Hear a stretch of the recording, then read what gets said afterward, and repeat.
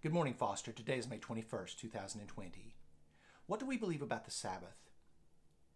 There are several events in the Old Testament that stand head and shoulders above all the others. Obviously, two of these would be the creation of the world and the Great Flood.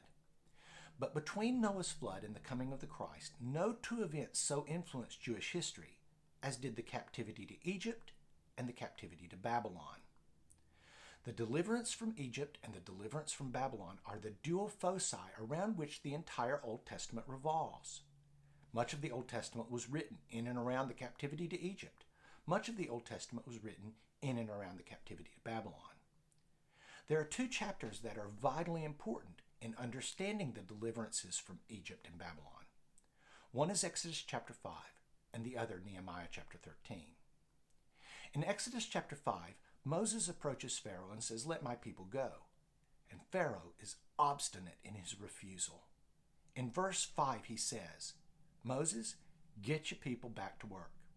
The people of the land are now many, and you make them cease from their labors." In Hebrew, the term there is sabbatize. Pharaoh actually said, "The people of the land are now many, and you are causing them to sabbatize, to observe the Sabbath." The people of Israel didn't go on strike against Egypt. They simply began observing the Sabbath day.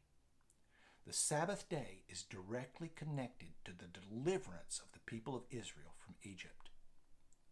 In Nehemiah chapter 13, Nehemiah has led the people of Israel free from Babylon, back to Judea, back to the city of Jerusalem. And on the Sabbath day, many of the merchants from Tyre and Sidon come to the gates of Jerusalem and begin selling fish and their wares.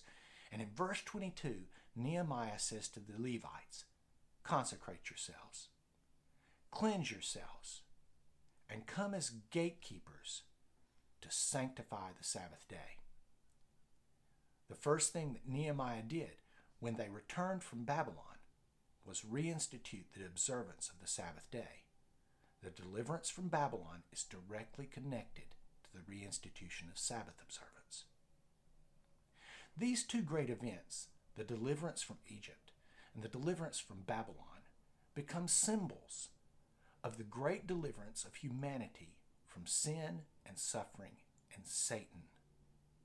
And we believe, as with the deliverances in the Old Testament, that the reinstitution and observance of Sabbath will accompany that great deliverance when Jesus comes in clouds of glory.